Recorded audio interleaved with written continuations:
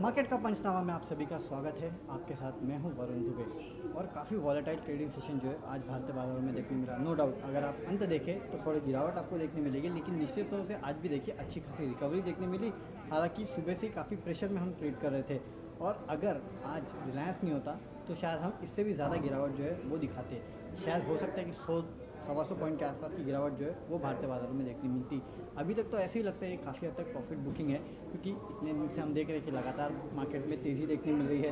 तो जाहिर सी बात है उसके बाद प्रॉफिट बुकिंग होनी थी, लेकिन पिछले कुछ दिनों से हम देख रहे हैं कि मार्केट नीचे जाने की कोशिश करता था, लेकिन कोई ना कोई आके संभाल लेता था, और खासकर वो रिलायंस था। और आज तो रिलायंस की तरफ से काफ़ी बड़ा सपोर्ट जो है वो मार्केट को मिलता हुआ दिखाई दिया। इसका अंदाज़ा आप इसी से लगा सकते हैं कि देखिए बैंक निफ्टी करीब 400 पॉइंट के आसपास की गिरावट जो है बैंक निफ्टी ने दिखाई। इसके अलावा जितने सेक्टर्स आप निकाल के देख लीजिए, हर सेक्टर में आज आपको गिरावट देखने मिली है। आईटी ने थोड़ा सपोर्ट किया, फार्मा ने थोड़ा सपोर्ट किया। इनके अलावा किसी सेक्टर ने आज भारतीय बाजारों को सपोर्ट नहीं किया, लेकिन रिलायंस ही वो था जिसने भारतीय बाजारों को यहाँ संभाला है।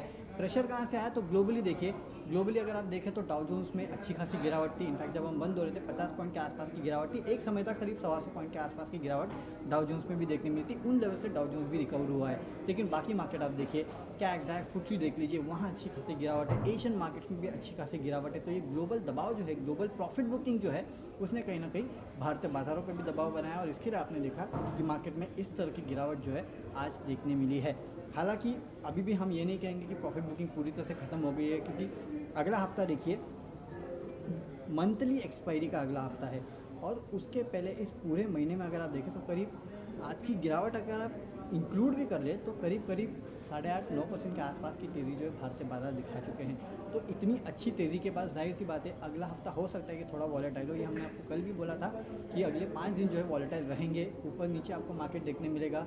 क्यों? क्योंकि जिन्होंने कमाया है वो प्रॉफिट बुकिंग करने आएंगे, और जो लेफ्ट आउट फीलिंग वाले हैं वो कहीं ना कहीं मार्केट में इंटर करने आएंगे। तो इसी के बीच में आपको ट्रेड करना है, तो इसी की तरह से ट्रेडिंग कीजिएगा। अब स्टॉप लॉस टारगेट देना वैसे तो इस मार्केट में काफ़ी मुश्किल है, लेकिन यहाँ से अगर आप देखें तो फ़िलहाल 11,194 के आसपास है। तो 11,100 का पहला स्टॉप लॉस रखिए, उसको लेके ट्रेड कीजिएगा। वहाँ से जाता है नीचे तो फिर 11,050 आता है, फिर सीधे 11,000 आता है। तो 50-50 पॉइंट के आसपास की जो रेंज है फिलहाल आपको उसको ट्रेड करना चाहिए। सबसे पहले ऊपर स्तर पर 11,300 है, फिर 350 के आसपास के लेवल देखने मिल सकते हैं। लेकिन यही है कि अब रेंज थोड़ी जो है कंसोलिडेट छोटी हो गई है। ऊपर 50, नीचे 50, ऊपर 100, नीचे 100, यही रेंज है। एटलीस्ट एक्सपायरी तक तो मेरे ख्याल से यही होगी। एक्सपायरी के 1-2 दिन पहले हो सकता है कि आपको किसी भी तरह एक बड़ा मूव देखने मिल सकता है, क्योंकि काफ़ी चल चुके हैं। तो जैसे कि मैंने कहा, या तो प्रॉफिट बुकिंग करने लोग आएंगे, या तो जो लेफ्ट आउट फीलिंग वाले हैं वो मार्केट में खरीदारी करने आ सकते हैं। देखते हैं क्या आता है, लेकिन ये ट्रेड लेना है। चलिए अब सवाल जवाब का सिलसिला शुरू करते हैं। और यहाँ अभिनव कुमार सिन्हा पूछे हैं yes bank view. Sir yes bank पे व्यू मेरा बुलिश बिल्कुल नहीं है। ये मैं तब से कह रहा हूँ जब से इस कंपनी ने एफ लाया था। तभी मैंने आपको कहा था कि एफ छोड़ दीजिए आप, ये काउंटर 20 रुपये के आसपास था। तभी मैं आपसे कहते आता था कि इस काउंटर में अच्छी खासी गिरावट जो है वो आपको देखने मिलेगी। और देखिए 13-14 रुपये के आसपास आ चुका है। अभी भी ये इस काउंटर को लेकर ज़्यादा बुलिश नहीं हूँ। 12 रुपये के भाव पे इन्होंने पैसा उठाया, तो इसका मतलब 12 रुपये के ऊपर ज़्यादा फंड मैनेजर इसको लेने को तैयार है नहीं, या फिर ज़्यादा इन्वेस्टर देने को तैयार है नहीं। तो एक्चुअल वैल्यू तो इसकी 12 रुपये आती है। उसके ऊपर का प्रीमियम आप लगा लीजिए तो 2-3 रुपये के आसपास आता है। हालांकि लगातार ये काउंटर जो है वो गिरते जा रहा है, और आपको एफ के शेयर जो है वो भी बिकने को आएंगे। अगर ऐसा होता है तो इस काउंटर में प्रेशर आपको और भी देखने मिल सकता है। अगर ये फ्री फॉल जारी रहता है तो खरीदने की चेष्टा बिल्कुल मत करना। अगर यहाँ से यू टर्न होता है, वो एफ शेयर्स बिकने के बाद का यू टर्न की बात कर रहा हूँ, 2-3 दिनों बाद यू टर्न अगर ये स्टॉक लेता है और 15-16 के पास जाता है, तो शायद 3-4 रुपये के आसपास के ट्रेड जो है आपको बनता है। फिर ये 20-22 रुपये के आसपास जा सकता है। तो नज़र रखिए कब ये काउंटर यू टर्न लेता है, क्योंकि जब तक यू टर्न नहीं लेगा समझ जाना एफ वाले शेयर आ रहे बिकने के लिए, तो वो एक दिक्कत की बात इस काउंटर के साथ हो सकती है। इसके लिए कह रहा हूँ कि संभाल के ट्रेड करना, इतनी जल्दी ट्रेड नहीं करना है इस काउंटर में।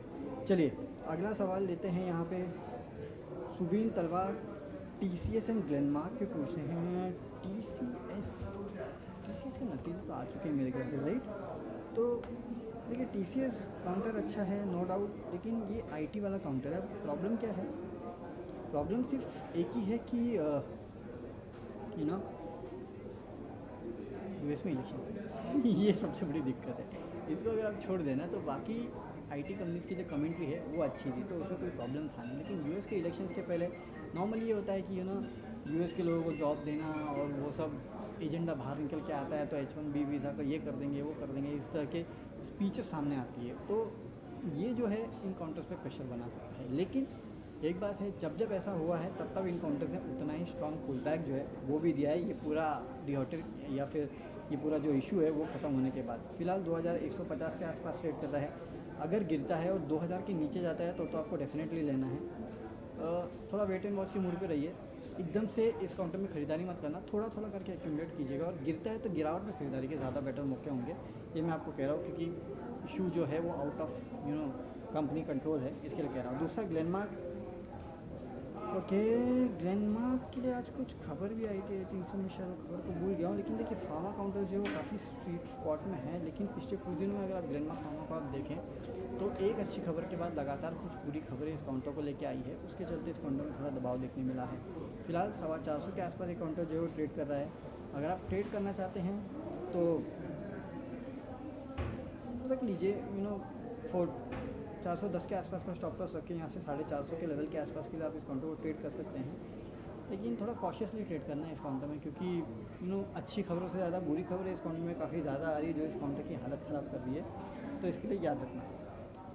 ओके, अगला सवाल रिलायंस पे अमित अग्रवाल जी पूछ रहे थे कि सर रिलायंस पे हमने हर लेवल पे आपको यही कहा है कि खरीदिए, और क्योंकि देखिए कुछ ऐसे स्टॉक्स रहते हैं ना, स्ट्रॉन्ग कंपनीज रहती है, स्ट्रॉन्ग पेरेंटेज रहते हैं, स्ट्रॉन्ग बिजनेस रहता है, ऐसे कंपनीज को आप बेच नहीं सकते। आज सोचिए, अब 13-14 लाख करोड़ के आसपास का मार्केट कैप है किसी कंपनी का, और वो कंपनी नेट डेट फ्री है। आप इसका मतलब समझ रहे हैं? इतनी बड़ी कॉन्ग्लोमरेट, इतनी बड़ी कंपनी, इस साइज़ की कंपनी नेट डेट फ्री होना, इसका मतलब क्या होता है sir? It's one of the unimaginable thing in the world. ऐसे टाइप की हल है, मतलब इतने बेहतर पोजीशन में आज ये कंपनी है। इसके लिए कह रहा हूँ, आपको जो लेवल पे मिलेगा आपको इसको खरीदना चाहिए, अपने पोर्टफोलियो में बना के रखिए। हालांकि काफ़ी चल चुका है नो डाउट, लेकिन रिलायंस ऐसा ही है, चलता है चलता है चलते ही जाता है। तो स्टॉक लोगों को कमा के दे रहा है और आगे भी कमा के देगा। इट्स अ पोर्टफोलियो पिक, अपने पोर्टफोलियो में रखिए इस काउंटर को। आज तक बना के दिया इसने पैसा, कंपनी अच्छी भी है। साथ में एक जो डिस्क्लोजर दे देता हूँ कि CNBC आवाज़ जो चैनल आप देखते हैं, तो उसका स्वामित्व और प्रबंधन जो है रिलायंस इंडस्ट्रीज़ के हाथ में, ये आपको याद रखना चाहिए। ओके, चलिए, और यहाँ सवाल जवाब। M&M फाइनेंस, नितिन सूर्यवंशी पूछे कि M&M फाइनेंस में क्या करना चाहिए। सर मेरे ख्याल से M&M फाइनेंस का जो राइट इशू है वो अगले हफ्ते ही खुल रहा है, मंडे या ट्यूसडे कभी, तो इसका राइट इशू जो है वो खुलने वाला है 50 रुपये के आसपास का। अब आप सोचिए, 50 रुपये का राइट इशू खुला और 50 रुपये में आपने लिया, और आपके पास समझिए 100 रुपये के आसपास के शेयर है, या फिर 114-140 के आसपास के शेयर है, तो भी आपको फ़ायदा होगा कि नहीं होगा? 50 रुपये का लिया, 140 के आसपास के शेयर थे, तो बेचने में तो आपको फ़ायदा होगा ही ना 50 रुपये का शेयर। तो इसके लिए कह रहा हूँ कि नो डाउट अगर ये राइट इशू नहीं भी होता तो भी मैं इस काउंटर में आपको इन लेवल्स पे तो ख़रीदारी की सलाह देता कि हाँ, आप इस लेवल पे भी इस काउंटर को खरीद सकते हैं। नो डाउट अच्छा काउंटर है।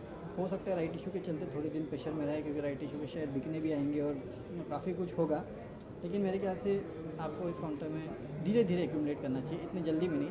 अभी थोड़ा पैसा लगाइए, 20-30% के आसपास, थोड़ा रुकिए, वो राइट इशू पूरा सेल क्यों कर जाने दीजिए, शेयर आ जाने दीजिए मार्केट में, उसके बाद और पैसा लगा लेना।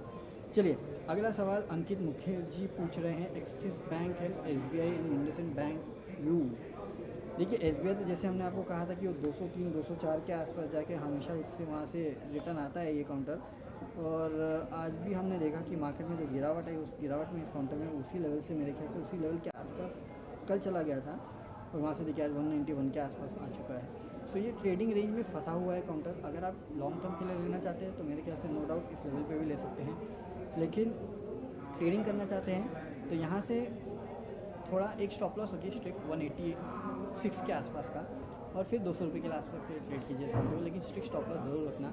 अगर अगले हफ्ते मार्केट में गिरावट आएगी तो स्टॉक भी गिरेगा। एक्सिस बैंक के बारे में आप पूछते हैं तो एक्सिस बैंक भी काउंटर अच्छा है, हालांकि आज गिरा है ये काउंटर, रुक जाइए, कल ICICI बैंक के नतीजे आ जाने दीजिए। वैसे तो एक्सिस बैंक के ठीक ठाक ही थे, ICICI बैंक के नतीजे आने दीजिए, उसके ऊपर मंडे को डिपेंड करेगा कि पूरा बैंकिंग सेक्टर कैसे होता है, खासकर प्राइवेट बैंक कैसे ट्रेड करते हैं, तो उसके बाद बेटर कॉल दे पाएंगे। इंडसइंड बैंक, इसमें एक इन्वेस्टर जो इन्वेस्ट करना चाहता था उसको RBI का अप्रूवल मिला, वैसे तो CSB बैंक में भी वो मिला है, लेकिन माना जा रहा है कि वो इस जितना इन्वेस्टमेंट करने के लिए अप्रूवल मिला उससे ज़्यादा इन्वेस्टमेंट शायद कर सकता है इंडसइंड बैंक में। अगर ऐसा होता है तो यहाँ से इस काउंटर में तेज़ी बनेगी। वैसे भी काफ़ी टेक्निकल एनालिस्ट को मैं सुन रहा था, वो कह रहे थे कि इस काउंटर का बेस जो है वो बन चुका है। मैं आपको हमेशा कहता था अगर 500 के ऊपर ये जाता है और टिकता है, रुकता है, तो शायद आपको 700 के आसपास के लेवल की जो लेवल्स है वो इस काउंटर में देखने मिल सकते हैं। इसके लिए मैं आपको कह रहा हूँ कि यहाँ से इस काउंटर में रहिए, अगर है तो होल्ड कीजिएगा, नहीं है तो मेरे ख्याल से खरीदारी करें। 700 रुपये के आसपास के लेवल के लिए इस काउंटर को आपको ट्रेड करना चाहिए, ये तो पक्का है। ओके, अजीत कुमार, पॉलीकैब और एयरटेल पे लॉन्ग टर्म व्यू। देखिए सर, काउंटर तो दोनों अच्छे हैं। भारतीय एयरटेल मेरा एक फेवरेट काउंटर में से है, हालांकि इस काउंटर के अगले हफ्ते नतीजे आने वाले हैं, लेकिन भारतीय एयरटेल में जो अफ्रीका के नंबर आए हैं ना, वो इतने इंकरेजिंग नहीं लगे मुझे। थोड़ा वहाँ दबाव देखने मिला है, तो वो एक इशू है। लेकिन मैं ज़्यादातर इस कंपनी के इंडियन बिजनेस पे ये टाइम कॉन्सेंट्रेट करूँगा। क्योंकि देखिए, इंडिया में जो लोग घर पे इंटरनेट यूज़ कर रहे हैं या फिर जो भी है मोबाइल यूज़ कर रहे हैं, उसका एक बहुत बड़ा फ़ायदा जो है टेलीकॉम कंपनीज़ को होने वाला है। उसमें से एक भारतीय एयरटेल है, इनका तो डोंगल वोंगल भी आता है, इंटरनेट भी आता है। तो उस लिहाज से अगर आप देखें तो इस काउंटर में मुझे लगता है कि अच्छे लेवल्स है ये खरीदारी के। 559 के आसपास सेट कर रहा है। 600 के लेवल के लिए आपको इसमें खरीदारी करनी चाहिए। पॉलीकैब 880 के आसपास एक काउंटर ट्रेड कर रहा है। हालांकि इनके धंधे जो है वायर्स केबल्स वाले, इनमें आज जैसे कि क्योंकि एशियन पेंट्स की जो कमेंट्री आई कि भाई डेकोरेटिव सेगमेंट में जून में डबल डिजिट के गेंस देखने मिले हैं, वॉल्यूम ग्रोथ। अब जून में डबल डिजिट वॉल्यूम ग्रोथ, ये हो सकता है कि मई और अप्रैल में किसी ने खरीदा नहीं तो वो खरीद के आ रहे, लेकिन डबल डिजिट वॉल्यूम ग्रोथ ने मुझे सरप्राइज़ कर दिया। अगर ये कहते कि हाई सिंगल डिजिट या मिड सिंगल डिजिट में देखने मिला तो भी मैं शायद समझ सकता था, लेकिन डबल डिजिट वॉल्यूम ग्रोथ थोड़ा एक पॉजिटिव सरप्राइज़ था। ये लोग पेंट सेगमेंट से मैं क्यों रिलेट कर रहा हूँ, क्योंकि पेंट सेगमेंट भी कहीं ना कहीं उसी सेगमेंट को केटर करता है, रियल एस्टेट, जहाँ पे पॉलीकैब जैसे कंपनीज़ के प्रोडक्ट बिकते हैं। अगर वो एक इंडिकेटर है उस चीज़ का, then you need to buy Polycab. अगर वो इंडिकेटर नहीं है, और इंडिकेटर क्यों नहीं है, हो सकता है क्योंकि कुछ लोग रीपेंट करने के लिए भी लेते हैं पेंट, तो दैट्स अ डिफरेंट केस। अगर वो नहीं है, उसके लिए मैं ब्रोकरेज हाउस की रिपोर्ट जानना चाहूँगा कि वो क्या कह रहे हैं। अगर वो नहीं है तो शायद मैं इस काउंटर में फिर ज़्यादा पैसा नहीं लगाऊंगा, थोड़ा ही पैसा लगाऊंगा, फिर मैं इसमें ट्रेडिंग करूंगा। और अगर ये काउंटर अभी 830 820 के आसपास, अगर 820 के आसपास ट्रेड कर रहा है, तो मैं इमीडिएटली इस काउंटर में 800 रुपये का स्टॉप लॉस होकर 860 के लिए इस काउंटर को ट्रेड करूंगा। और अगर कमेंट्री अच्छी आती है और ब्रोकरेज हाउस इसको हाईलाइट करते हैं, तो शायद मैं इस काउंटर को खरीदूंगा और यहाँ से 1000 रुपये के आसपास के लेवल के लिए इस काउंटर को ट्रेड करूँगा। तो लॉन्ग टर्म के लिए भी ये काउंटर अच्छा है। लेट्स वेट एंड वॉच कि क्या कहते हैं ब्रोकरेज हाउसेस एशियन पेंट्स के नंबर के बाद की डिमांड कहाँ से आ रही है और कैसे छूट सीखने मिल रहे हैं, या फिर कुछ और चीज़ है जिसके ऊपर वो वेट कर रहे हैं। चलिए, इसी नोट पर विदा लेते हैं। कल आपके साथ इसी प्लेटफॉर्म, कल तो नहीं जुड़ेंगे, माफ़ कीजिएगा, मंडे को आपके साथ इसी प्लेटफॉर्म पे फिर से जुड़ेंगे, आपके जो बच्चे कुछ सवाल है उसका जवाब देने के लिए। और याद रखिए, वीकेंड है तो आराम कीजिएगा, मज़े कीजिएगा। मंडे को सुबह 7 बजे हमारे साथ जुड़ेगा तो आपको बताएंगे ग्लोबल क्रूज़ कैसे हैं और इंडियन मार्केट्स को कैसे ट्रेड करना है, कौन से इंपॉर्टेंट लेवल्स है जहाँ पे आपको नज़र रखनी है, तो वो सब आपको सुबह बताएंगे। और हाँ, वीकेंड है तो अपना वीकेंड एंजॉय कीजिए। और डिज्नी और हॉटस्टार पे सुशांत सिंह राजपूत की जो लास्ट फिल्म है दिल बेचारा, वो भी रिलीज़ होने वाली है। काफ़ी सुना है इस पिक्चर के बारे में, तो अगर आप देख सकें तो देखिए इसको भी, तो इसको भी एंजॉय कीजिएगा और अपना वीकेंड एंजॉय कीजिएगा। मंडे को फिर मिलते हैं, तब तक के लिए see you, goodbye and have a happy weekend.